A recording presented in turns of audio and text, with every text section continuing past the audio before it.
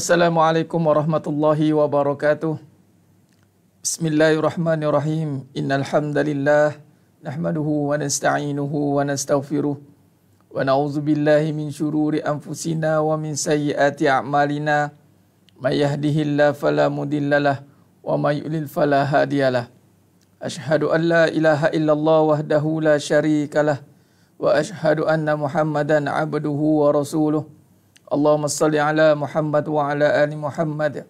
Rabbi yassir wa la tu'assir, Rabbi tammim bil khair. Rabbi shrah li sadri wa yassir li amri wahlul 'uqdatam min lisani yafqahu qawli. Allahumma iftah alaina hikmataka wanshur alaina min khazaini rahmatika ya arhamar rahimin. Al-Malikul Quddusus Salamul Mu'minul Muhaiminul Azizul Jabbarul Mutakabbir. Subhanallah ya amma yusyrikun. Wallahul khaliqul bari'ul musawwiru lahul asma'ul husna. Yusabbihu lahu ma fis samawati wal ardh wa huwal azizul hakim. Wala hawla wala quwwata illa billahil aliyyil azim. Wala manja minallah illa ilaih, amma ba'du. Sidang penonton sedang jemaah yang dirahmati Allah Subhanahu wa taala, mudah-mudahan kita semua tergolong dalam golongan hamba-hambanya yang benar-benar bersyukur. Baik, bagi memberkati lagi majlis kita pada malam yang penuh barakah ini, mari kita mulakan dengan kitab Al-Fatihah. A'udzubillahi minasyaitonir rajim. Bismillahirrahmanirrahim. Alhamdulillahi rabbil alamin. Ar-Rahmanir Rahim. Maliki yaumiddin. Iyyaka na'budu wa iyyaka nasta'in. اهدنا الصراط المستقيم صراط الذين أنعمت عليهم غير المغضوب عليهم ولا الضالين آمين آمين آمين آمين يا رب العالمين. Alhamdulillah, Alhamdulillah, summa alhamdulillah ala kulli ni'mah. Mari kita sama-sama memanjatkan setinggi-tinggi kesyukuran kehadirat Allah Azza wa Jalla di atas segala nikmat yang telah Allah kurniakan kepada kita hari ini. Alhamdulillah, kita dah pun masuk pada zon yang mana bermulanya bulan ataupun masuknya fasa 1 Zulhijjah, yang mana akan pada 10 Zulhijjah nanti kita akan sama-sama menyambut Aidul Adha. InsyaAllah ni fasa yang terbaik. 10 hari ini untuk kita sama-sama memantapkan diri kita untuk sama-sama membina hubungan yang baik, mendekatkan diri kepada Allah SWT. Qarib mendekatkan diri, korban, qaraba, qarib. Ini nak mendekatkan diri kepada Allah SWT dengan apa? Dengan ketakwaan. Mendekatkan diri kepada Allah Ta'ala itu dengan jalan ketakwaan, jalan keimanan, jalan keikhlasan. Yang mana dengan keikhlasan itulah akan yang membina hubungan hablum minallah, seterusnya membentuk hubungan dengan sesama manusia, hablum minan nas. Baik, sidang jemaah mata Allah Subhanahu wa taala, insya-Allah bantu dulu sebarkan kuliah kita pada malam yang penuh barakah ni, insya-Allah. Bantu sebarkan, insya-Allah.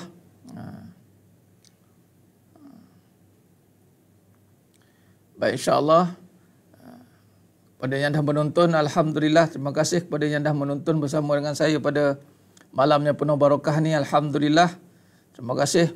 Dan waalaikumsalam warahmatullahi wabarakatuh kepada semua yang bagi salam.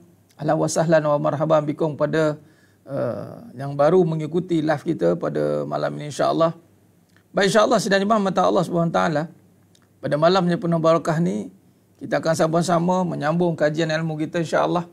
Baik, kajian ilmu kita pada malamnya penuh barakah ni, insya-Allah, dalam bab amanah. Nampak amanah, insya-Allah. Baik. Allahumma salli ala Muhammad wa ala ali Muhammad. Khair. Allahumma salli ala Muhammad. Baik. Sidang jemaahnya rahmati Allah Subhanahu taala. Alhamdulillah, alhamdulillah, alhamdulillah. Alhamdulillah. Pada malam yang penuh barakah ni kita akan menyambung kajian ilmu kita seperti semalam-malam yang sebelumnya, insya-Allah. Tanpa ada arah melintang, kita akan sambung pengajian kita. Kita akan sambung. Dan hakikat kehidupan, yang ini tajuk amanah, ada kesimpulan. Kita dah masuk pada bab yang kedua, kesimpulan dalam perbincangan amanah. Kesimpulan dalam perbincangan amanah, insya-Allah. Baik. Sebelum kita meneruskan kajian ilmu kita, mari kita sama-sama perbetulkan niat kita. Perbetulkan niat kita menuntut ilmu ini semata-mata untuk mencari ridha Allah Subhanahu wa taala. Kita menuntut ilmu ini semata-mata untuk mengeluarkan diri pada kejahilan. Kita menuntut ilmu ini untuk mendekatkan diri kepada Allah Subhanahu wa taala. Kita menuntut ilmu ini untuk kita beramal dan mengamalkan dan kita nak menyampaikan insya-Allah. Baik. Insya-Allah, Allahumma salli ala Muhammad wa ala ali Muhammad. Khair. Insya-Allah. Baik, alhamdulillah. Pada malam yang penuh barakah ni, kita akan buat kesimpulan pada tajuk yang kedua dalam bab perbincangan amanah. Amanah. Bila sebut tentang amanah, dia termasuk dalam antara ciri-ciri golongan munafik. Apa dia? Apabila diberi amanah, dia khianati. Dan kita dah pun bincang dalam bab yang begitu besar dan panjang lebar itu tentang siddiq. Itu pun termasuk dalam golongan ciri-ciri golongan munafik apabila dia berkata dia bohong. Iza hadasa kazaba. Bila berkata ia bohong. Dan salah satu lagi ciri orang munafik itu adalah apabila diberi amanah dia khianati. Apabila diberi amanah dia khianati. Jadi sedang mata Allah SWT, begitu pentingnya pengajian kita pada malam ini dan pengajian hakikat kehidupan ini. Kerana kita nak keluarkan diri kita daripada sifat munafik. Kerana munafik ini sifatnya lebih jauh dalam daripada kafir sebenarnya. Kerana munafik ini dia berpura-pura bertindak sebagai orang Islam, tetapi di belakangnya dia berpaling daripada kebenaran. Jadi sidang menjemah mata Allah Subhanahu wa taala, apabila kita tidak menghayati, memperhalusi sifat wajib bagi Nabi SAW dalam kehidupan kita ini, bagaimana mungkin kita nak mendalami sifat amanah itu? Bagaimana mungkin kita nak mendalami sifat yang benar itu, siddiq? Kalau kita tidak membina kehidupan ini dengan melalui sifat wajib bagi Nabi SAW. Jadi hari ini kalau kita lihat kehidupan kita ini, jangan kita suka-suka kita duk bangunkan dia. Hidup aku, ikut akulah. Tiada ikut aku. Hidup ini Allah yang punya. Kehidupan ini hakikatnya itu bersandarkan kepada yang maha menghidupkan. Kehidupan ini bersandarkan kepada yang maha menghidupkan. Yang mana asal kita ini sebelum ini kita mati. Allah berfirman dalam surah Al-Baqarah ayat 28. Kaifa takfuruna billahi wa kuntum amwatan fa ahyakum. Bagaimana kamu boleh kufur dengan aku sedangkan kamu dulu mati? Dan memang sifat kita ni mati. Sifat Allah Ta'ala itulah yang maha hidup dan yang maha kekal. Jadi bila kata Allah menghidupkan kita atas muka bumi ini, bukanlah hidup kita ini suka-suka. Rabbana ma khalaqta hadza batila subhanaka faqina azabannar. Tidak ada satu pun yang Allah jadikan itu sia-sia ataupun suka-suka. Anda ingat kita semua ini, anda ingat anda dijadikan di atas muka bumi ini untuk suka-suka? Ataupun untuk berseronok-seronok? Tidak. Kita ini dipertanggungjawabkan. Kita ada taklif, dipanggil mukallaf. Kita ni ada tanggungjawab yang perlu dijawab dan perlu diselesaikan sebelum kita kembali bertemu dengan Allah Subhanahu Wa Taala. Allah sambung lagi dalam surah Al-Baqarah tadi ayat 28. Kaifa takfuruna billahi wa kuntum amwatan fa ahyakum summa yumitukum summa yuhyikum summa ilaihi turja'un summa ilaihi turja'un summa yuhyikum summa yumitukum summa yuhyikum summa ilaihi turja'un. Allah hidupkan, dulu kita mati, kemudian Allah hidupkan, Allah matikan, Allah hidupkan, summa ilaihi turja'un, kemudian akan kembali bertemu dengan Allah Subhanahu wa taala. Bertemunya kita dengan Allah Subhanahu wa taala ini, Allah nak tengok dalam surah Al-Mulk, Allah berfirman, Alladzi khalaqal mauta wal hayata liyabluwakum ayyukum ahsanu amala. Allah hidupkan kita ni, Allah jadikan tujuan hidup untuk mati. Kalau orang cari tanya apa, tujuan hidup ni untuk apa ustaz? Tujuan hidup ni tak ada lain, adalah untuk mati. Tujuan hidup untuk mati. Khalas, titik. Bila kita ini hidup untuk mati, ada orang PM saya tanya, ustaz, saya nak cari pasangan mati, nak minta nasihat. Bagus. Baguslah, dah faham. Dulu mungkin kita cari pasangan hidup. Nah, pasangan hidup tak jumpa sebenarnya. Yang adalah pasangan untuk mati. Pasangan untuk mati inilah yang akan kita hidupkan kembali di dunia ini. Apa yang kita nak hidupkan? Apa yang nak kita hidupkan? Itulah nak hidupkan amalan. Amalan. Nak hidupkan amalan di dalam kehidupan. Kita nak menghidupkan rumah tangga. Kita nak menghidupkan perniagaan. Kita nak menghidupkan pasangan ataupun hubungan itu. Hidupnya itu hanya satu saja. Amalan. Amalan. Yakni amalan apa? Amalan baik. Sekadar baik? Tidak. Ayyukum ahsanu amala. Amalan yang terbaik. Jadi sesuatu hubungan itu atau sesuatu kehidupan itu hanya akan hidup kembali apabila amalnya diletakkan sebagai tujuannya. Tujuan kehidupan itu adalah untuk beramal. Itu saja. Ada pasangan untuk beramal. Ada duit untuk beramal. Hanya hidup untuk beramal.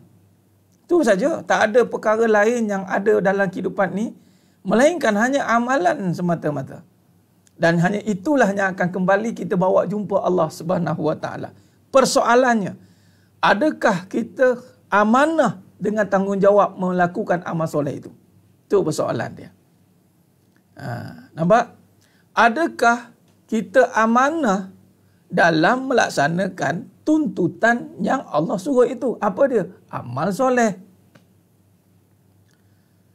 Sekiranya kita berpaling daripada suruhan yang Allah nyatakan, yang ini ayyukum ahsanu amala, bermakna kita adalah pengkhianat. Malah kita berkira-kira nak buat baik. Ada orang berkira-kira nak buat baik? Ada ustaz. Sebab apa? Nanti kan kalau kita buat baik, nanti orang pijak kepala kita, orang ambil kesempatan atas kita. Nampak? Kita anggap kebaikan itu adalah satu pertimbangan yang perlu kita fikirkan. Nak buat baik atau tidak? Nak buat baik atau tidak? Sedangkan kebaikan itu satu suruhan, satu kewajipan. Sebab itu kalau kita tidak melihat dalam konteks amanah, kita meletakkan kebaikan pada diri kita, maka itu satu pengkhianatan. Sebab apa? Kita anggap diri kita lah yang akan memiliki kebaikan itu. Sebab tu kita boleh berkira-kira nak melakukan kebaikan. Nak buat ke tak nak? Nak buat ke tak nak? Kita berkira-kira. Nak jadi isteri solehah ke tak nak? Saya nak sabar ke tak nak? Saya nak sayang ke tak nak? Saya nak sedekah ke tak nak? Jadi nak tak nak, nak tak nak, nak tak nak. Macam apa persimpangan dia. Dia ada dua alam gambarnya. Sedangkan kalau kita jelas tujuan hidup untuk mati, barang siapa yang memikirkan tujuan hidup sebenarnya itu untuk mati, maka hiduplah kehidupan dia itu. Maka temuilah akan titik kehidupan sebenar. Malah hati itu hidup bila ingat mati. Hati itu mati bila ingat hidup. Nampak? Hati itu hidup bila ingat mati. Hati itu mati bila ingat hidup. Dan amalan kita hidup bila diri kita mati. Amalan itu mati bila diri kita hidup. Apa maknanya? Maknanya apabila kita, manusia ini menonjolkan dirinya, meletakkan kehidupan ini hanya berkisar tentang keakuan. Ini kita sambung semalam murajaah sifat keiblisan. Iblis ni dia sibuk memikirkan keadaan diri dia. Dia sibuk mempertahankan tentang suasana diri dia. Dia sibuk mempertahankan tentang apa yang dia nak dapat. Sibuk tentang ananiah lah, keakuan. Maka orang begini, amalan dia mati. Orang begini tiada amalan di sisinya. Allah tidak pandang orang yang meletakkan diri dia dalam kehidupan ni. Yang ni ananiah, keakuan. Apa aku dapat? Aku jadi solehah, apa aku dapat? Berbaloi ke aku taat dengan suami ni, sedangkan suami ni tak bagi pun apa yang sepatut aku dapat? Berbaloi ke aku didik isteri ni, sedangkan isteri ni tidak melaksanakan apa yang aku nak? Seorang anak berbaloi ke bersusah payah untuk mak? Seorang pekerja, seorang majikan, malah seorang kawan, dia akan berfikir berbaloi tidak? Nampak? Dia tengok pada diri dia, kemahuan. Ini nafsu duduk depan. Kebendaan. Nampak? Jadi sedang jemaah mata Allah SWT, bila hidup ni, dia hidupkan diri dia itu dengan kenapsuan ataupun kebendaan. Amarah bisu. Maka, tiada nilai amalan dalam hidup ni. Sebab itu jangan terkejut. Sedang jemaah mata Allah SWT. Nampak? Sepanjang kehidupan seseorang itu, sebagai contoh saya ambillah dalam konteks rumah tangga. Sebagai tempoh kehidupan dia membina rumah tangga ketika masing-masing membawa nama diri dia, nama keakuan. Maka percaya atau tidak, penghujungnya akan bertemu dengan kehancuran. Tiada sisi, tiada nilai amalan di sisi mereka. Sebab tu jangan salah membawa nama, jangan salah mencari nama. Kita ni hanya membawa nama Allah. Amanah membawa nama Allah. Amanah membawa nama Allah. Bukan membawa nama diri. Bukan nak membina nama di pestada antara bangsa. Nama mana yang nak bina? Mengejar nama dengan apa? Kita nak membina nama kita ni dengan apa? Sudah pasti dengan apa yang manusia nak tengok kita. Betul tidak? Kita akan mencari nama dengan harta. Kita akan mencari nama dengan pengaruh, populariti. Kita akan mencari nama dengan pelbagai kebendaan dunia. Malah kita mendengarkan nama kita untuk mendapat raih apa segala apa yang ada kat dunia. Habis. Hancur segala-galanya. Sepatutnya kita hanya bawa nama Allah. Kita hanya bawa nama Allah. Tak ada nama, mati. Sebab tu amal tu hidup bila diri tu mati. Apa diri mati? Makna kata kita melihat bahawa yang ada itu hanya suruhan Allah. Ni kenapa suruh taat pada suami ni? Allah suruh. Kenapa kena didik isteri ni? Allah suruh.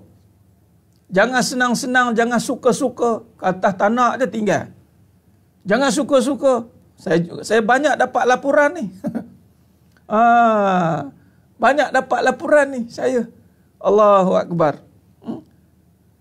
Dengan keadaan masih tidak serius dalam rumah tangga, nak pasang satu lagi pula. Allahu Akbar. Serius.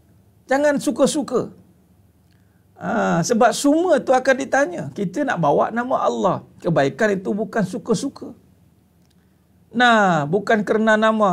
Sebutkan nama, teringat lagu yang saya dah tulis lirik tu. Dia punya feed kepada lagu Ramli Sarip. Tapi tak siap lagi. Bacalah dengan nama Tuhan pada segala kejadian.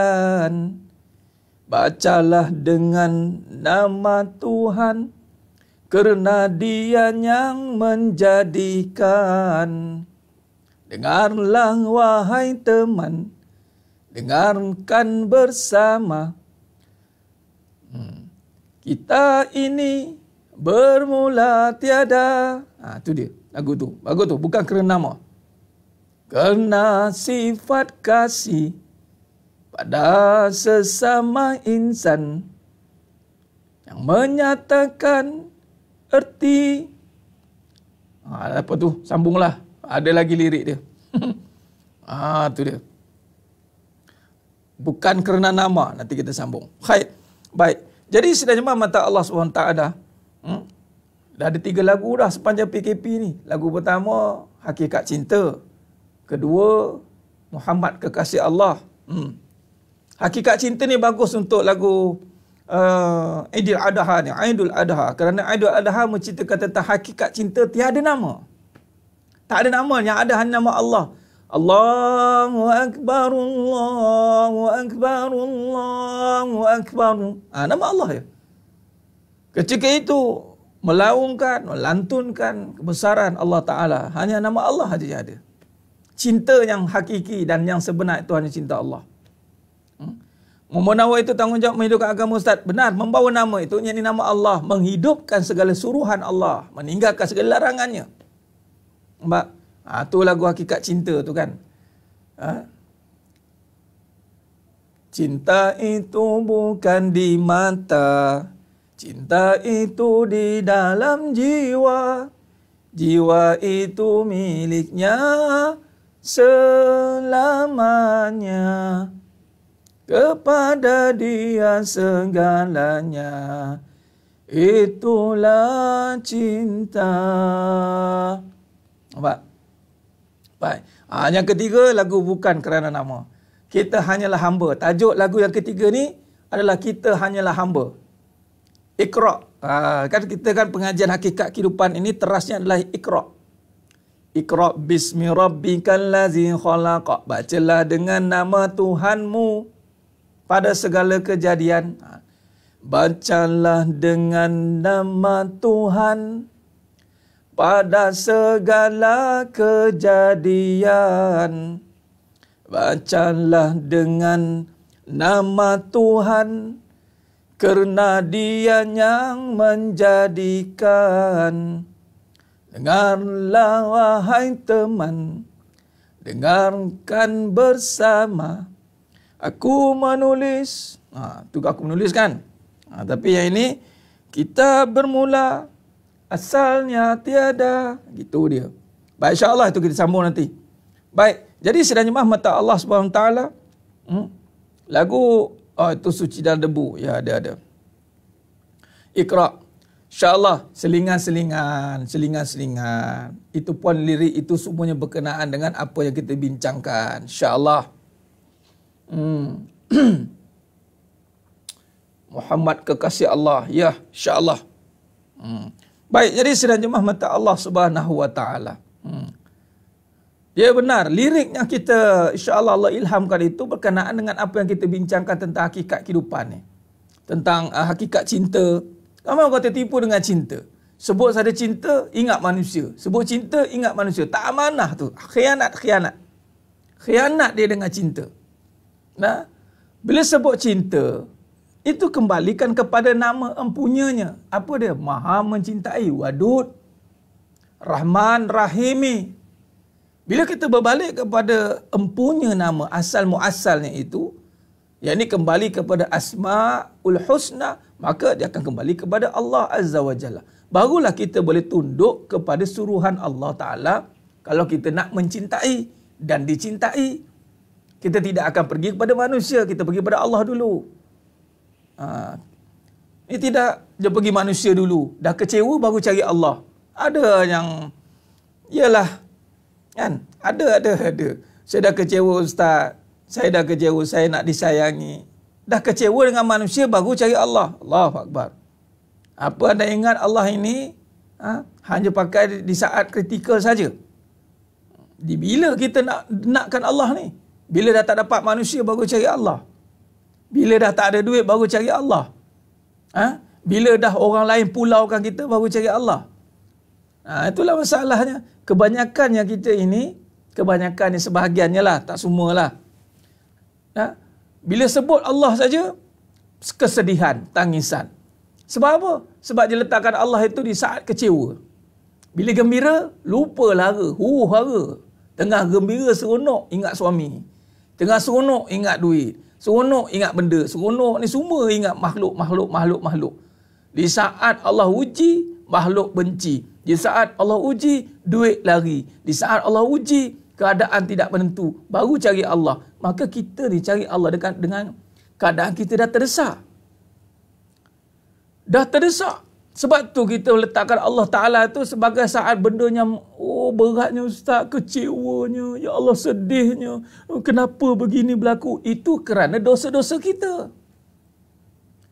Kesedihan, ketakutan, kehancuran ketika kita bertemu dengan Allah, itu adalah kafarah daripada kelalaian kita. Kita akan terima.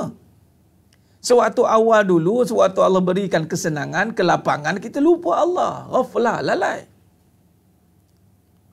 Ada orang mesej saya tanya, saya dah 14 tahun kahwin Ustaz. Saya bukannya tak terima poligami, tapi saya terkenang-kenang kezaliman yang dilakukan. Saya seakan-akan tidak terima. Saya tak jawab lagi lah soalan tu. Banyak soalan yang saya tak jawab lagi sebenarnya. Saya pun nak jawab beginilah. Cuba kita renung baliklah waktu mula-mula kahwin. Orang yang ada masalah perkahwinan, saya akan tanya di saat awal perkahwinan ketika mengangkat terima ijab kabul tu. Aku nikahkan kau dengan Jemah binti Jiman. Dengan mas kahwinnya sebentuk sekian.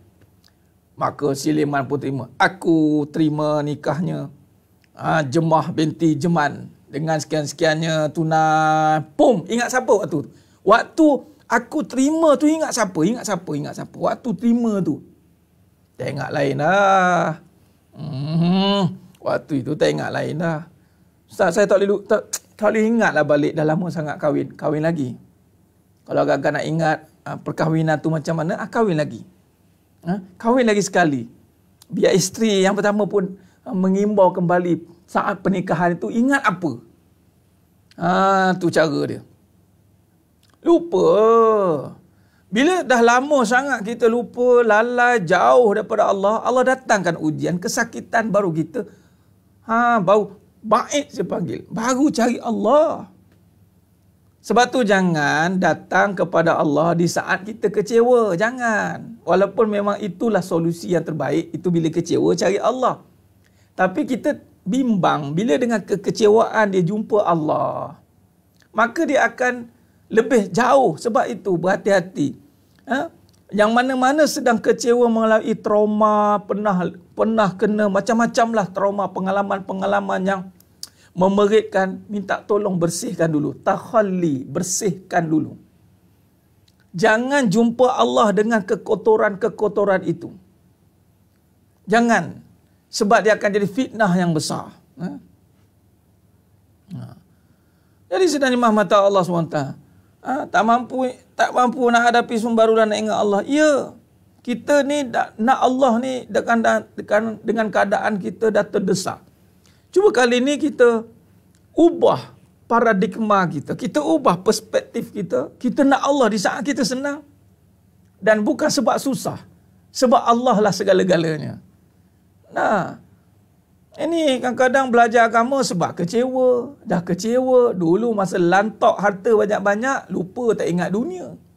Bila dah jatuh, dah terduduk, dah tertiarap, baru nak cari. Jumpa. Para sahabat dulu, bagaimana mereka benar-benar appreciate dengan agama ni, bukan di saat tengah down. Abdul Rahman bin Auf radhiyallahu an di saat kemuncak. Abu Bakar Siddiq radhiyallahu an kemuncak. Mus'ab bin Umair radhiyallahu an kemuncak. Mereka ketika berhijrah ke Madinah itu, buang harta tengah banyak. Bagi. Ni, aku dapat projek besar, hebat gitulah. Aku nak ikut Rasulullah. Ada satu tawaran lebih hebat. Nampak? Kita tengah ada duit, kita tak bagi. Cari agama tu dengan susah. Kita belajar agama tu dengan kesedihan. Kita tak nampak agama tu sebagai satu tawaran dalam kehidupan. Adakah itu amanah? Tidak amanah. Itu khianat namanya. Allahumma salli ala Muhammad wa ala Muhammad. Jadi sedang jemaah mata Allah Subhanahu wa taala. Sebab itu kita kena melihat agama ni satu tawaran yang hebat. Agama ini bukannya di saat kita terdesak baru cari. Sebab itu kita kena amanah dalam membawa namanya. Itulah dalam kita simpulkan dalam kehidupan ini, bab amanah ni adalah apabila kita benar-benar membawa nama Allah dengan sebenar-benarnya, melihat pada Allah lah segala-galanya. Itu amanah. Benar apa Rasul Nabi? Kita kena ubah mentaliti kita. Dengan agama lah kita akan mendapat segala. Malah kita sanggup berhabis duit untuk agama. Orang sanggup berhabis duit untuk meniaga, sanggup invest, sanggup. Mereka sanggup habis duit untuk invest, dapat satu return of investment. Mereka sanggup. It's a good investment, it's a good business, yes. Okay, why not? Why not? Why not terus? Kalau kita tak cuba tak jadi. Tapi mari beragama, dia punya kira, subhanallah, nyamik yang paling low class sekali. Low class sekali. Ini yang kita tak mau. Allahumma salli ala Muhammad wa ala ali Muhammad. Sebab tu al-Islamu ya'lu wa la yu'la alaih. Islam tu yang paling tinggi dan tiada yang lebih tinggi daripadanya. Dan surah Al-Fat ayat 28 Allah ulang. Allah rakamkan dalam surah Al-Fat ayat 28. Wallazi arsala rasulahu bil huda wa dinil haqq liyuzhirahu 'ala ad-dini kulli. Liyuzhirahu 'ala ad-dini kulli. Ketika kita duduk pada agama yang benar, kemudian Allah akan angkat kita mengatasi semua kepercayaan yang lain. Wa kafa billahi syahida. Cukuplah Allah menjadi saksi. Jangan hirau orang. Ini amanah yang nak kita bawa ni. Di saat walaupun orang lain tidak nampak akan nilai sebuah agama, kita sebagai orang agama yang beriman, yang membawa kebenaran, mesti kita nampak agama ni satu perkara yang prestige, yang high class. Ikhlas is high class. Ini amanah. Yang apa yang saya simpulkan malam ini adalah perbincangan bagaimana kita nak letakkan kembali agama pada tempat yang tertinggi, yang memang sedia patut agama itu ditinggikan. Contoh apa saja yang kita kaitkan dengan agama, yang ini perbincangan ikhlas, itulah high class. Apa pun background kita semua pada malam ini sebenarnya mata Allah SWT. Dari satu sudut dunianya seakan-akan rendah. Contoh kita jadi pembersih, cleaner. Contoh cleaner kan.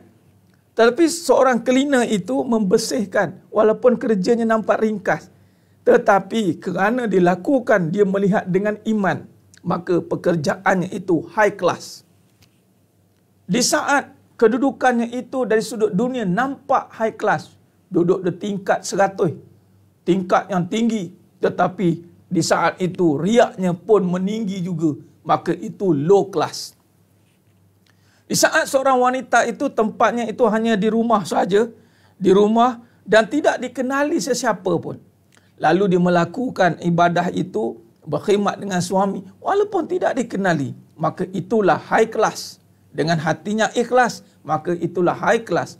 Di saat wanita itu mencari kedudukan, mencari pengaruh, mencari perhatian, walaupun berada di khalayak lautan manusia di hadapannya, di saat hatinya itu riya, maka itulah low class. Allahumma salli ala Muhammad wa ala ali Muhammad. Maka itulah agama. Agama ni meletakkan kita dimuliakan. Orang perempuan contoh, Allahumma salli ala Muhammad wa ala ali Muhammad. Kalau tidak kerana Nabi SAW, kalau tidak kerana Islam, orang perempuan sekarang ni hanya menjadi alat permainan bagi kaum lelaki semata-mata. Tidak dipandang, tiada kedudukan.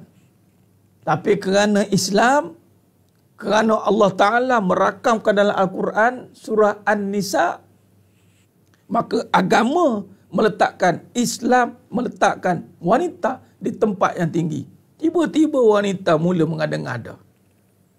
Nampak? Maka dia tidak ingat tentang asal usulnya. Bagaimana kita nak meletakkan kembali? Sekarang ni mari kita perbetulkan amanah kita. Bila kita kait dengan Allah, pastikan kita kena takzim, takjub, takbir. Sebab tu nanti kita sambut Aidil Adha, kita kena ada takzim. Apa saja kita kena buat dengan Allah, rasakan haibah. Haibah ni rasakan kehebatan dia. Sebagai contoh, sekarang ni kita dah boleh pergi masjid. Dah boleh pergi masjid, sebenarnya mata Allah SWT. Tolong rasakan hebat pergi masjid itu. Bukan sebab diri hebat, dah tak ada lah. Dah tak cerita bak diri. Bak diri dah tak ada. Sebab semuanya amanah ni yang kita nak bawa ni adalah menyatakan kebesaran Allah. Ingat, bila kita kaitkan semua amalan yang berkaitan tentang Allah, rasakan kehebatan itu. Walaupun tak boleh nak rasa lagi, tolong buat dengan ilmu.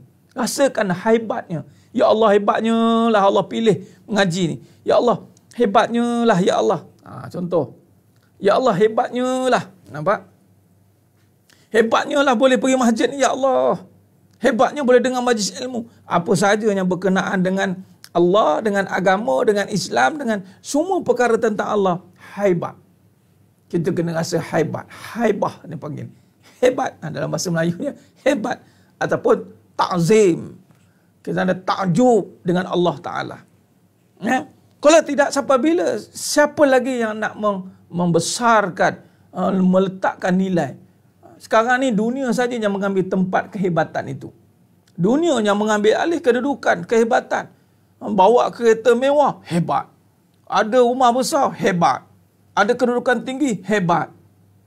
Dunia itu dihebatkan oleh manusia yang menghebatkan dia. Kalau tidak kita hebatkan dia, dia tak ada lah. Tapi siapa yang menghebatkan dunia? Orang yang jahil. Orang yang tidak kenal Allah. Orang yang tidak tahu tujuan hidup itu mati. Maka dia akan mengagungkan dunia.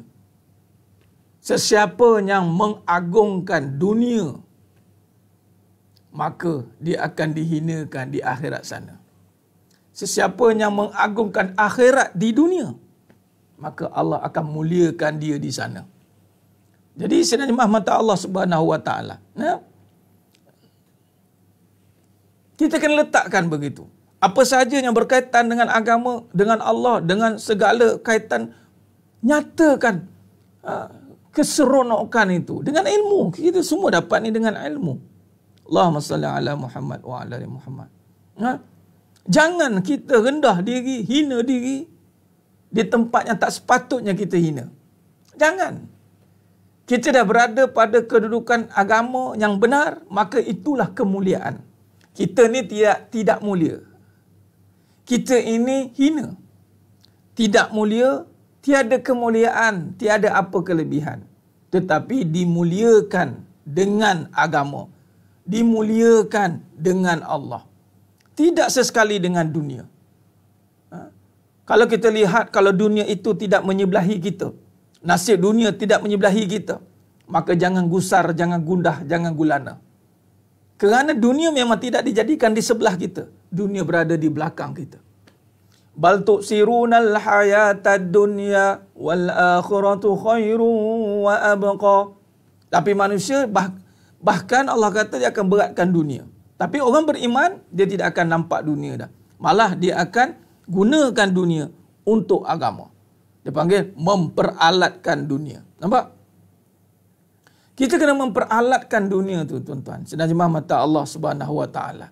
Hari ini kita dihinakan kerana kita yang memilih dengan kejahilan untuk berada dengan dunia. Maka hinalah kita. Tapi di saat kita meletakkan diri kita dengan Allah, dengan amalan, dengan ketaatan, amanah dengan nama Allah, maka disitulah kemuliaan Allah akan angkat. Allahumma salli ala Muhammad wa ala ali Muhammad. Jadi senerjemah mata Allah SWT, walaupun kita tak mampu merasakan, tapi dengan ilmu kita ini dipanggil mujahadah, amanah membawanya. Hari demi hari kita bina. Seronok kita. Berapa ramai hari ini kita seronok dengan keimanan, seronok dengan agama, seronok dengan Islam. Kalau benar kita hari ini benar-benar duduk dengan amanah yang Allah bawa, yang berikan kita bawa, sudah pasti kita tak ada masa untuk bersedih. La takhaf, la tahzan. Tak ada masa untuk bersedih. Kerana kesedihan itu hanya pada dosa semata-mata. Betul tidak? Tapi apabila kita merenung dosa, itu adanya satu dipanggil raja. Raja ni maksudnya harap. Dengan keyakinan yang Allah campakkan bagi orang beriman itu, bahawa Allah Maha Pengampun. Dah. Ketika kita menyatakan bahawa kita ini sedih dengan dosa, kemudian kita kenal dan kita ingat bahawa Allah Maha Pengampun, maka kata Allah, jangan putus asa, jangan putus harap. Siapapun kamu, keampunan Allah Ta'ala itu mengatasi segala-galanya. Nampak? Jadi sidang jemaah mata Allah SWT. Jadi itu saja kesedihan bagi orang yang beriman itu dengan asbab dosa. Bukan sebab dunia. Dia tak ada istilah sedih sebab dunia. Kalau kita pernah kecewa, pernah sedih sebab dunia, ternyata kita pernah, dia panggil dalam bahasa kalau COVID, direct contact. Kita terkena jangkitan dunia. Jadi kena bersihkan. Allahumma salli ala Muhammad wa ala ali Muhammad. Kena bersihkan penyakit itu.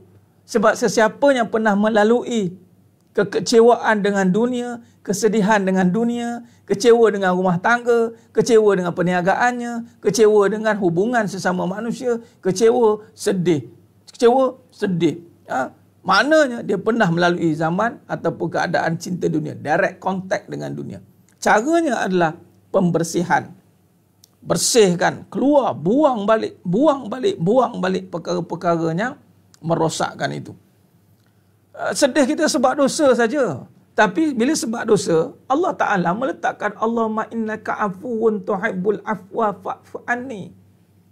Nabi kata dah, Allah yang maha sukakan keampunan, kalau yang maha pengampun, sukakan kepada keampunan. Malah Allah Ta'ala sangat cintakan hamba-Nya yang bertaubat. Maknanya yang berdosa dan minta ampun. Arti kata lain, baguslah kalau kita ni rasa berdosa. Baguslah. Jangan jadi macam iblis. Iblis ni tak rasa dosa. Dia rasa hebat. Dia rasa mulia. Dia perasan mulia. Dia perasan banyak pahala. Dia perasan dia lebih. Nampak? Ada yang tanya. Tu dia. Saya boleh ingat satu soalan. Adanya inbox tanya saya, Ustaz, betulkan saya kalau saya salah. Apa gunanya saya belajar agama ni kalau kita belajar takdir tak boleh nak ubah dah? Saya tak jawab lagi, saya jawab kat sini. Kita belajar agama ni adalah tujuannya itu nak mengenal Allah. Kemudian nak mengenal segala suruhannya dan meninggalkan larangannya, bukan nak ubah takdir. Bila kita belajar, bila kita mula mengenal agama, awaluddin ma'rifatullah, macam kita belajar malam ni tentang kehidupan dengan akhlak Nabi SAW, maka tersifatnya akan melekat bagi kita yang benar-benar mengaji agama ni adalah sifat bersalah. Sifat dengan rasa rendah diri, berdosa. Melekat. Kita nak rasa diri kita berdosa ni. Bukan nak cari dosa orang. Bukan nak cari hukuman atau nak fikir, belajar agama ni nak ubah takdir ke?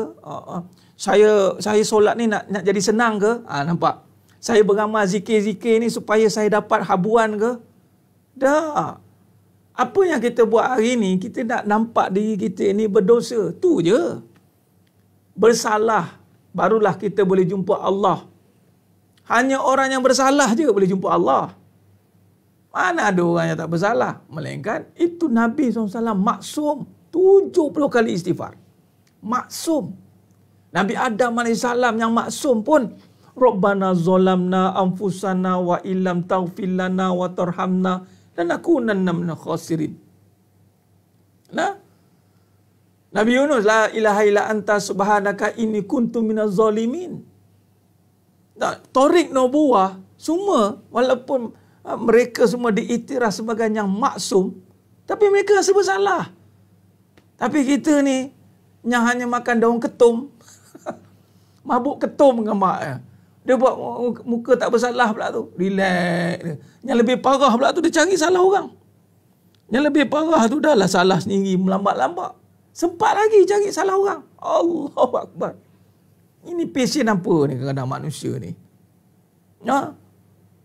Allahumma salli ala Muhammad wa ala alihi. Baik, poin dia di sini, saya nak nyatakan kesedihan bagi seorang manusia itu hanya ada pada dosa. Orang beriman itu sedih sebab dosa je. Kalau sekiranya hidupnya penuh dengan kesedihan, maka dia banyak dosa tu. Itu je. Alamak Ustaz, ya ke? Ya. Betul lah tu. No, sedih. Baguslah. Tapi kalau sedih, tak tahu ada banyak dosa, itu namanya seksa. Orang yang sedih dan dia sedar banyak dosa, itu nikmat. Dia sedih, dia sedar dia banyak dosa. Dia panggil nikmat, nikmat taubat. Allah bagi dia merasai nikmat taubat dengan tersingkap satu persatu dosa-dosa dia. Allahu Akbar. Antara ciri, kata ulama, antara ciri taubat seseorang itu diterima adalah apabila dia seringkali teringat dosa-dosa dia. Itu antara cirinya, ulama cerita. Antara ciri, dia selalu mengenang dosa dia. Mengenang dosa ni, dia mula nak istighfar. Mengenang dosa, ya Allah, rasa macam, ya Allah, dosa ni ampun, ya Allah, banyaknya dosa aku. Itu antara cirinya. Ciri-ciri orang beriman. Contoh, bagaimana Nabi Adam AS seringkali terkenang-kenang akan kesilapan yang Allah dah ampunkan. Tapi dia seringkali terkenang-kenang dia. Allahumma salli ala Muhammad wa ala Muhammad. Ketum juga jadi masa. Itulah dia tuan. Baik, jadi sedang jemaah mata Allah Subhanahu Wa Taala. Baik, mana di sini kalau kita lihat, Dalam gambar aja pembentukan akhlak ni. Muka surat 112 ni. Maknanya sidik amanah ni, ni fatona tablik ni belum lagi lah ya, yang bawah ni. Nyata ni sidik amanah ni maknanya kita pertama mengenal kebesaran Allah. Kemudian amanah membawa nama Allah. Lalu ketika kita amanah membawa nama Allah,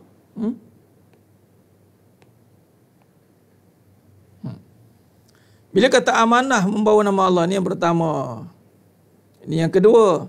Baik, ini yang ketiga, keempat tu nanti dulu ya. Yang ini kita akan bincang kemudian. Baik, jadi semua nak bagi tahu di sini.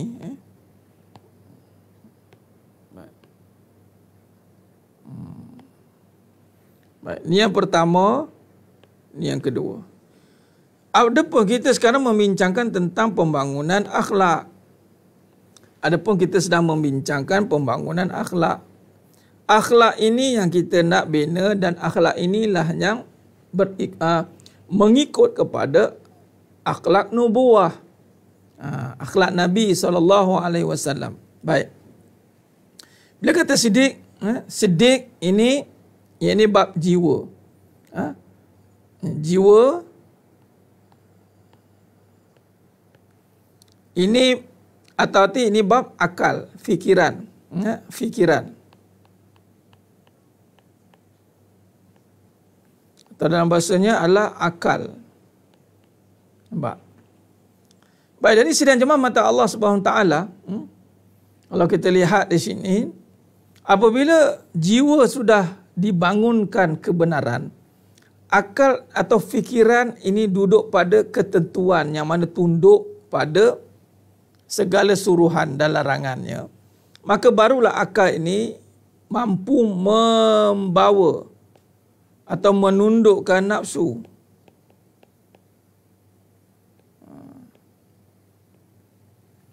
Barulah dia boleh menundukkan nafsu. Baik, jadi sidang jemaah mata Allah Subhanahu wa taala. Jadi apabila membangunkan dalaman, mana dalaman ini yang kita nak bangunkan? Yang mana bila kata sedih, kesedihan ni, yang mana sedih ni dudukkan nafsu ni. Tapi sedih yang terpuji itu, yang ni sedih sebab dosa itu saja. Bukan sedih sebab dunia. Bukan sedih sebab dunia. Kita sedih sebab dosa. Macam mana boleh sedih sebab dosa ini? Apabila akalnya telah dibersihkan, telah dibawa dengan perbincangan yang sebenar. Akal, fikiran ni, amanah. Ini kata tadi membawa nama. Amanah membawa nama.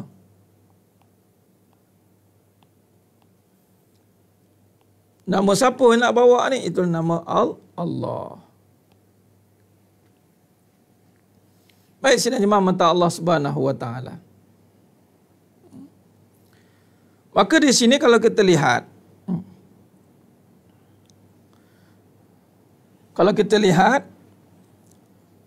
apabila kita sedih sebab peristiwa, bermaksud kita bukan sedih mengikut apa yang disuruh oleh Allah SWT. Kita sedih ni sebab dunia. Maka ini adalah kesedihan yang salah. Tapi ada manusia dia akan ikutlah kesedihan sebab dunia itu.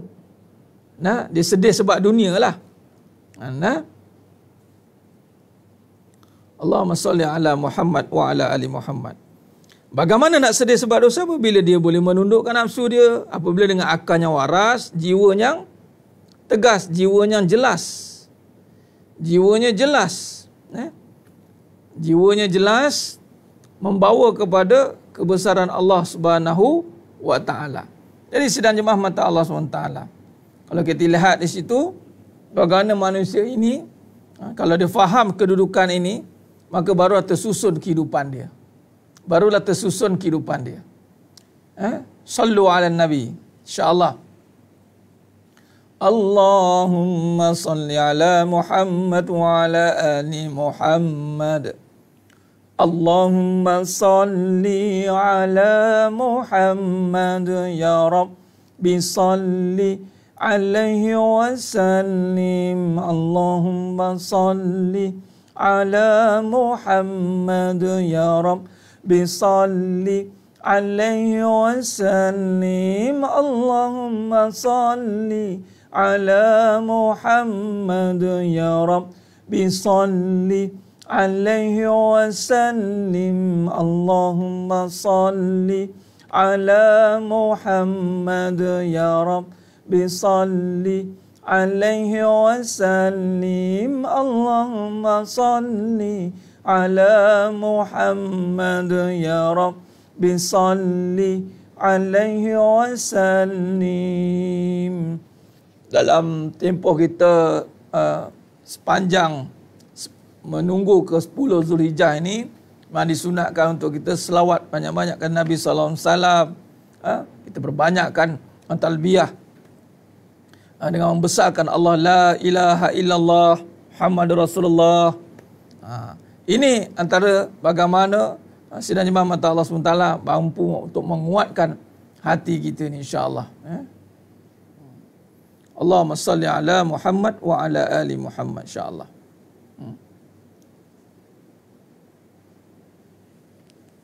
Benar. Jadi apabila kita sedih sebab dosa, maka amanah kita begini. Adat dan memang itu pakaian kita bagi orang beriman itu. Sedih sebab kematian itu, sedih sebab kematian itu dipanggil adat. Memang dia ada perasaan sedih itu. Tetapi yang kita nak bawakan kesedihan yang utama itu adalah kesedihan dengan merenung dosa. Baik, ini amanah yang kita nak bawa. Amanah untuk merenung diri itu bersalah. Baik, dengan cara apabila akal kita itu benar-benar tunduk kepada kebesaran Allah Subhanahu wa taala. Tunduk kepada kebesaran Allah Subhanahu wa taala, ya.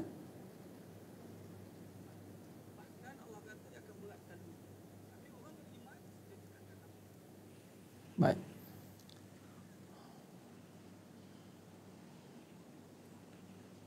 Baik, jadi sidang jemaah mata Allah Subhanahu wa taala.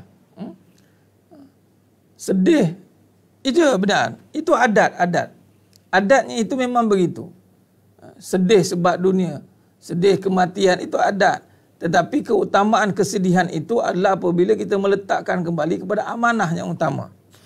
Kita nak menggunakan, kita nak meletakkan kesedihan itu pada tempatnya.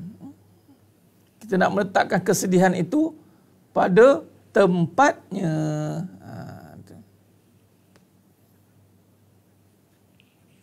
Baik, jadi sidang jemaah mata Allah Subhanahu wa taala.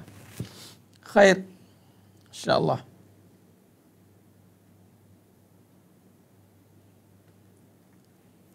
Allahumma salli ala Muhammad wa ala ali Muhammad.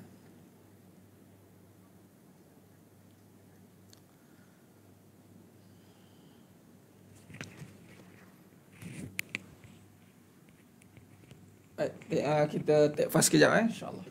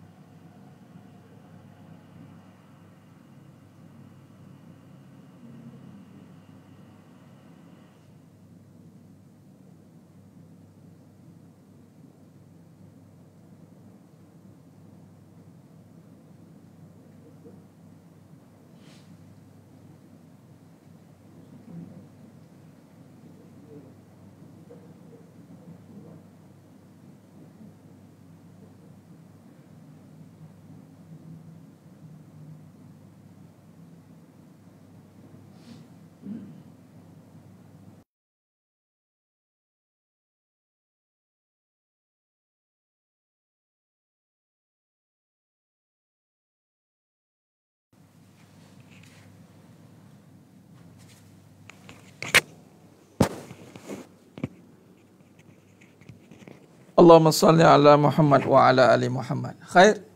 Sidang jemaah mata Allah Subhanahu wa taala. Okey, baik. Insya-Allah Baik, kita sambung sikit dan kita buat kesimpulan insya-Allah. Baik, kita nak finalize balik perkara ni. Cuba tengok baik-baik. Kita nak buat kesimpulan pada fasa amanah ni. Maknanya amanah dalam konteks, baik, tadi gambar rajah tadi maknanya bila sebut amanah itu adalah berkisar tentang tanggungjawab. Tanggungjawab kita sebagai khalifah. Khalifah ini tanggungjawab utamanya itu adalah membawa nama Allah.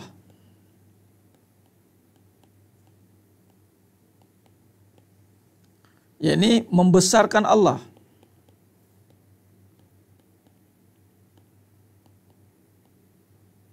Ta'zim, dipanggil bahasa ta'zim. Atau mengagungkan.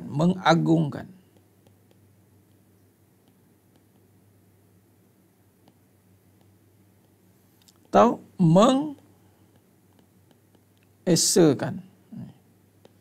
Ini tanggungjawab utama ni. Baik. Di sini jangan salah bawa nama. Jangan salah bawa nama. Kita bawa nama bertembung ni. Nama Allah dengan nama diri. Nama manusia. Nama kita. Farid. Sibuk nak besarkan nama Farid ni. Sebut nampak Farid ni hebat. Sibuk nampak Farid. Sebab itu pentingnya pengajian sidik. Pada fasa sidik, kita dah menafikan dah. Si Farid ni tiada fungsi pun sebenarnya si Farid ni. Kalau tidaklah pada si Farid itu seluruhnya adalah penuh dengan kesempurnaan Allah. Penuh dengan kesempurnaan Allah. Apa makna kesempurnaan Allah? Wa nafsi wa masawaha. Allah sempurnakan jiwa dengan sifat-sifatnya, sifat-sifat terpuji.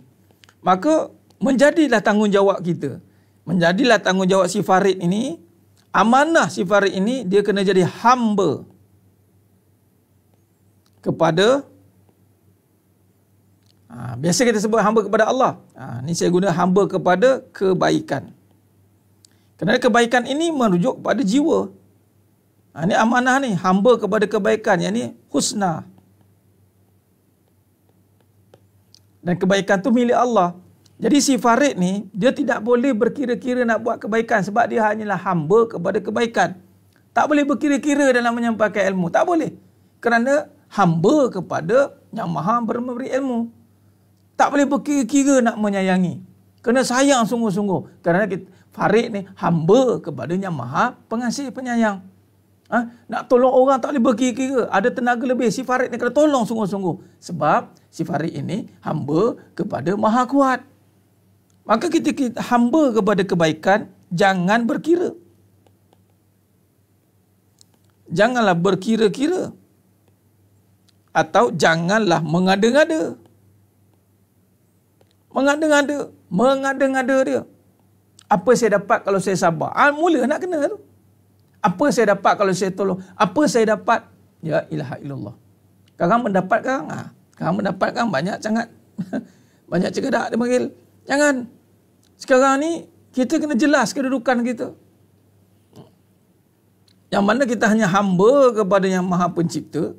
Maka kita kena tunduk kepada Allah Subhanahu Wa Taala dalam melaksanakan segala tuntutan dan meninggalkan segala larangan Allah Subhanahu Wa Taala tanpa prejudis.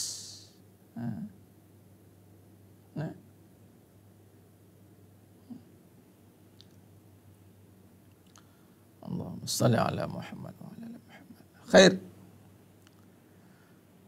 Maka ni amanah dalam melaksanakan. Jangan kedekut dengan kasih sayang, kira-kira kasih berbagi. Bagi pun tak ada. Mana ada bagi-bagi kasih sayang? Bagi, dia tidak berbahagi. Dia tak ada kira-kira nak berbagi. Memang kena bagi. Memang kena bagi. Memang kena keluarkan hamba kepada kebaikan. Ya? Baik, jadi sidang jemaah mata Allah SWT, maka di sinilah apabila kita faham kedudukan ini, barulah lapang hati kita. Lapang hati. Kenapa lapang hati? Kerana di saat melakukan kebaikan,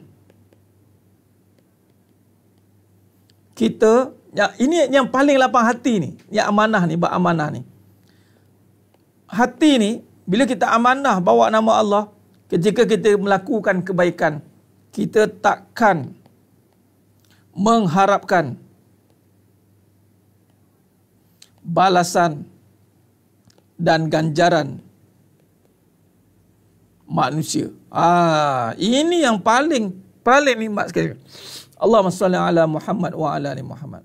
Sebab ramai orang, dia tak boleh nak keluar daripada mengharapkan balasan dan ganjaran manusia. Kalau saya sayang, apa yang saya dapat? Bila kita berurusan dengan sifat, amanah bawa sifat ini dengan nama Allah. Sifat kasih sayang. Amanah bawa kasih sayang. Ini dengan siapa? Nama Allah. Bila bawa dengan nama Allah, harapan ini tiada pada manusia, tapi harapan itu pada Allah. Kerana Allah pemilik kasih sayang. Allah yang akan balas kasih sayang itu. Allah yang akan balas kasih sayang itu. Jadi sidang jemaah mata Allah SWT. Ni dari sumber mana? Contoh, Allah.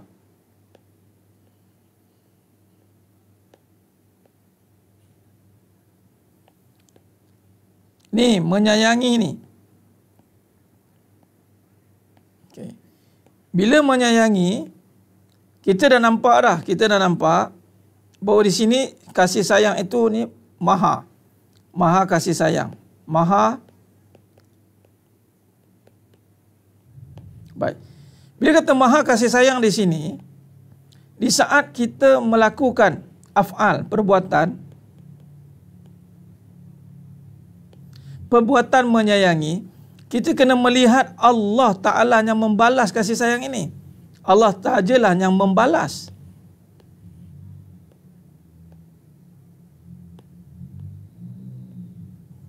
Allah yang membalas.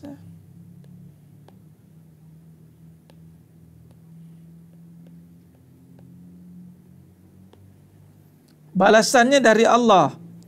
Walaupun di bawah ni manusia. Manusia ini tempat kita menyatakan saja. Melakukan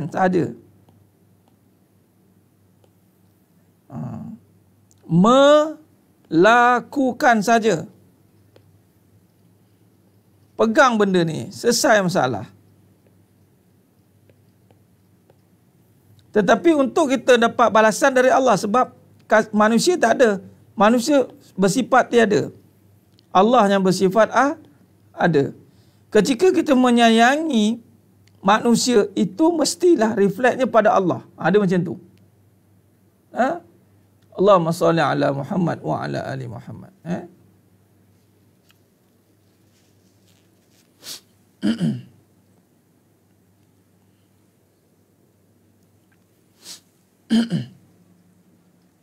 Baik. Contoh ginilah. Inilah contohnya bila kita seorang isteri, katalah isteri. Dia kena ada hubungan dengan Allah dulu. Dia kena amanah. Isteri ni sebelum ni dia mati. Kemudian Allah hidupkan dia. Allah hidupkan isteri ini. Bila Allah hidupkan, adakah Allah hidupkan saja-saja? Tidak. Pada isteri Allah bagi sifat-sifat. Sifat-sifat, di antara sifat itu adalah menyayangi. Ini sifat lah ni. Banyak ya. Ini saya ambil contoh satu. Baik, bila dia nak menyayangi, apabila isteri ini ada hubungan baik dengan Allah, dia kenal. Ini kena mula-mula belajar, kena kenal Allah. Maka si isteri mula kenal sifat yang ada pada diri dia itu adalah datang dari Allah. Lalu dia kena amanah membawa sifat menyayangi ini, itu dia panggil ikhlas, tanpa ada mengharapkan balasan makhluk. Bila menyayangi, saya dapat apa? Dia tak ada istilah tu dah. Sebab dia tahu dah, ini amanah, dia kena menyayangi suaminya.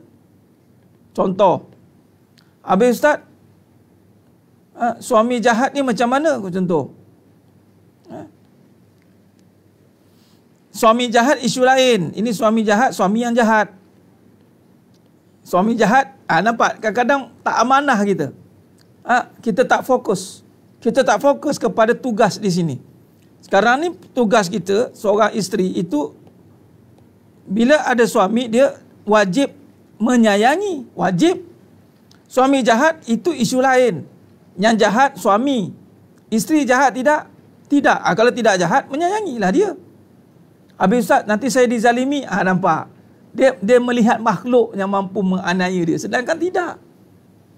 Ataupun isteri ni, dia tak ada hubungan dengan Allah. Maka sama-sama jahat. Bila sama-sama jahat, sama-sama tidak boleh menyayangi. Ingat kasih sayang tu ada pada manusia? Tidak. Kasih sayang daripada Allah. Bila manusia itu jahat, tiada sifat dia hubungan baik dengan Allah, maka sifat menyayangi Allah tak akan izinkan ada. Nampak? Ya, itu namanya ikhlas, memberi sehingga tiada bahagian untuk diri dari segi menjaga amanah. Ya, bagi.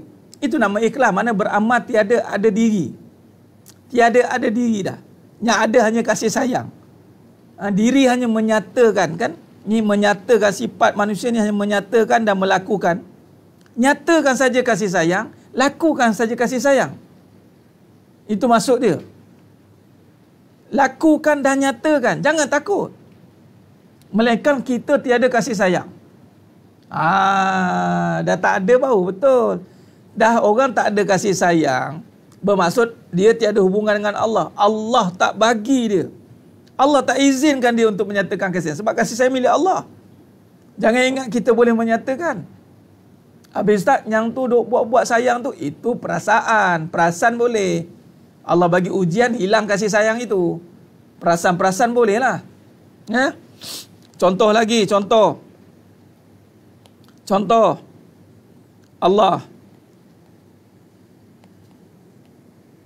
Allah bagi manusia ini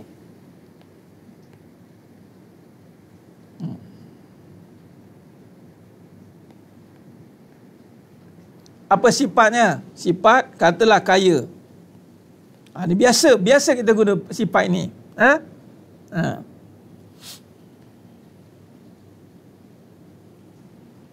Kaya.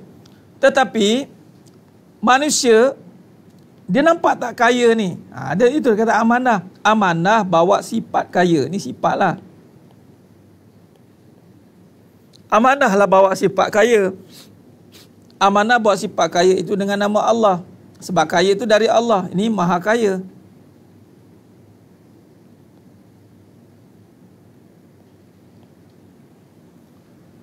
Allahumma salli ala Muhammad wa ala ali Muhammad. Khair.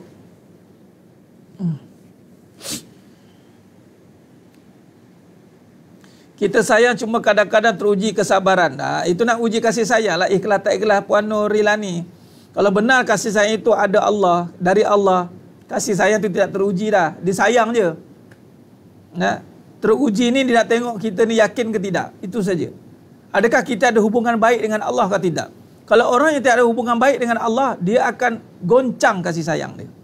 Tak ada lah. Selama ni dia hanya dengan perasaan saja. Bukan dengan jiwa yang benar. Baik. Berbalik ni. Okey, baik. Kata maha kaya, sifat kaya itu dengan Allah. Bila kata dia melihat dengan Allah, manusia ini dia kena amanah bawa kaya itu dengan, dia kata dengan apa? Dengan jiwa. Bukan dia bawa kaya ini timbal balik dengan harta. Ini khianat. Dia khianat. Sepatutnya dia amanah bawa dengan jiwa, bukan dengan harta. Dia khianat ni. Samalah dengan kasih sayang ni. Dia bawa kasih sayang itu dengan suami. Dia nak suami, bukan dengan Allah. Dengan jiwa. Dia bawa dengan nafsu. Bila kata suami, ini nafsu. Bila kata harta, Maknanya dia bawa dengan nafsu. Maka kaya ini bila nafsu, dia akan jadi apa? Akan jadi mazmumah lah.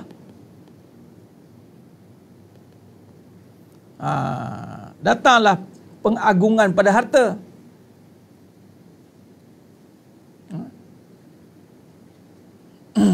Ikhlas ni maknanya dia tiada lagi terkesan dengan sebarang tindakan manusia itu, tidak terkesan dia dengan pujian, tidak terkesan dia dengan penghinaan. Dia konsisten, dan ikhlas ni dia konsisten dia tanpa terkesan dengan apa keadaan surrounding dia. Itu ikhlas. Nampak? Jadi kaya jiwa ni maknanya amanahlah bawa dengan amal. Bukan bawa dengan harta, tapi dengan amal. Sedekahnya bukan dengan duit saja, dengan banyak perkara yang kita boleh buat dengan kebaikan. Jadi amanah ni nama amanah. Amanah bawa kaya, apatah lagi mengikut kepada Nabi SAW. Nabi Muhammad SAW, manusia ni mesti tarik nubuah.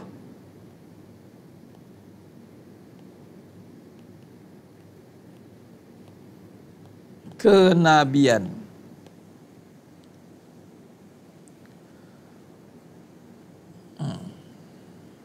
Jadi sedang jemaah mata Allah SWT.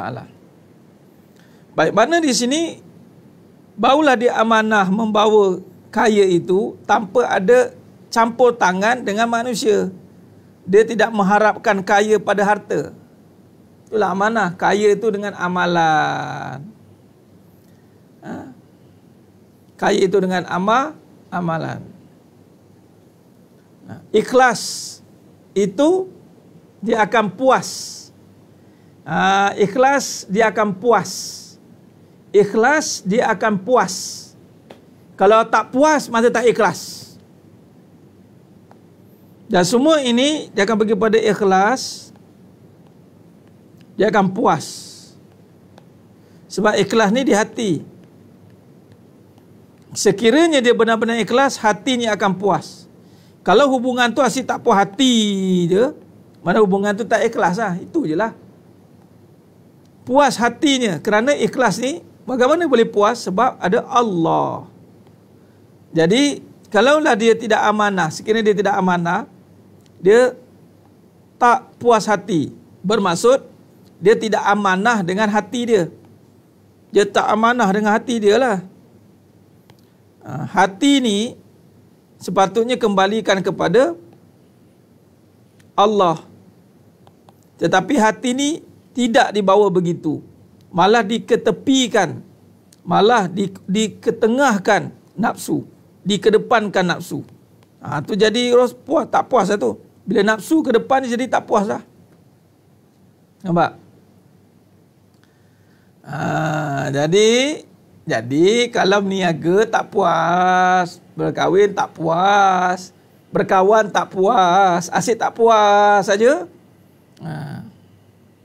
Ikhlas sukar untuk diterjemahkan kata. Ya, sebab dia puas. Tengku Putra Elmi. Ikhlas ni puas. Puas ni bukan dengan cakap. Puas ni dengan hati. Kalau dengan pasangan asyik tak puas hati, mana tak ikhlas? Renung lah. Siapa yang tak puas hati, siapa lah. Atau isteri asyik tak puas hati dengan suami, isteri tu tak ikhlas tu. Sebab mana mungkin orangnya dalam hatinya ada Allah, asyik kerjanya nak ngungkit, nak mencari salah. Ikhlas kan Allah. Ikhlas tu kan kul huwallahu ahad. Allahu samad. Ini cerita tentang amanah lah ni. Termasuklah dengan ikhlas. Maka kalau asyik tak puas hati dengan suami, maka cek balik hati isteri tu. Jangan cek hati suami. Kalau suami asyik tak puas hati dengan isteri, ceklah hati suami. Isunya, siapa yang ikhlas, pasti Allah akan puaskan hati dia. Nah, asyik tak puas hati, tak puas hati, tak puas hati, tak puas hati, tak puas hati. Beli kereta mahal, tak puas hati. Mana dia beli nak riak lah tu. Lawan ikhlas itu riak. Lawan kepada ikhlas, apa lawannya? Riak. Ini syirik ni. Ini tidak amanah dia. Bila dia ni tak amanah. riak ni dia buat sebab manusia. Jadi kalau kahwin, contoh katalah perkahwinan, sekadar buat sebab manusia, maka dia akan jadi riak. Riak ini syirik khafi yang kecil. Maka nampak, jadi tak puas. Nampak? Ya benar. Inilah dikatakan amalan hati. Ada satu pula, saya dah puas dah dengan dia. Itu bukan dah puas. Itu dah kecewa. Dia puas hati ni dia akan lapang dan tenang. Apa maksud puas hati ni? Lapang dan tenang.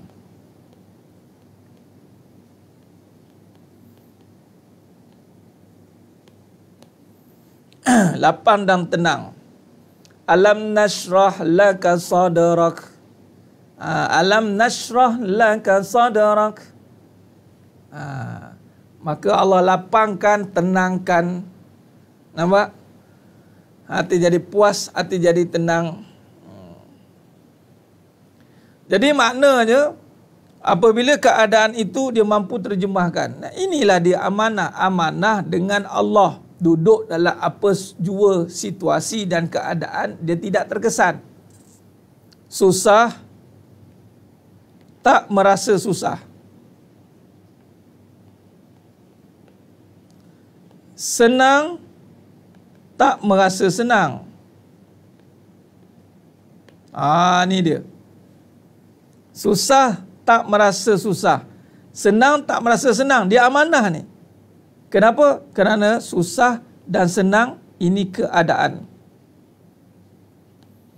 Tetapi dia rasa apa? Dia rasa yang mana dia membawa tenang, rasa tenang.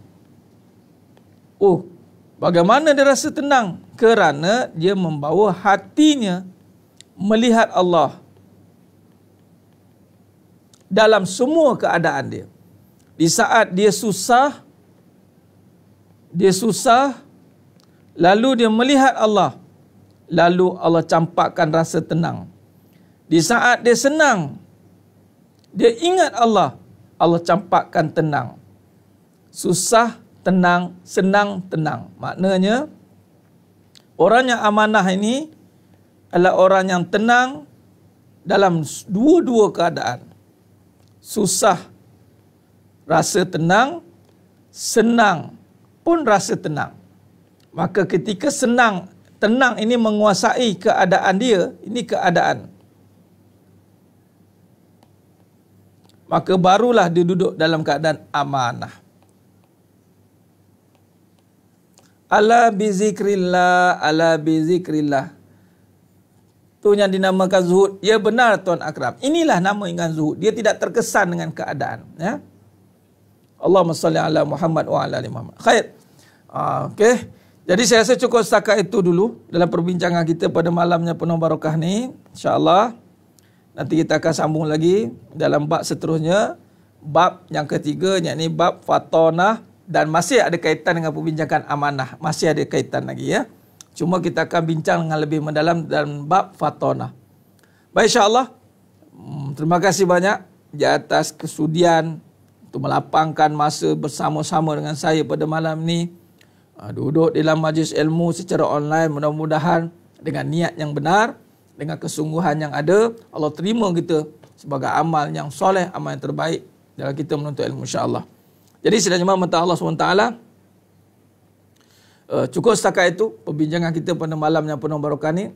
Kita akan sambung pada next perbincangan dalam tajuk itulah fatonah. Dalam bab yang ketiga, itulah hukum tarikan sunatullah. Dia juga masih ada kaitan dengan amanah. Kita akan sambung lagi pengajian pada siri yang seterusnya. Alhamdulillah. Terima kasih banyak. Mudah-mudahan semua yang menuntut ini Allah berikan kekuatan untuk terus istiqomah. Dan yang paling penting, mengamalkan apa yang telah kita pelajari.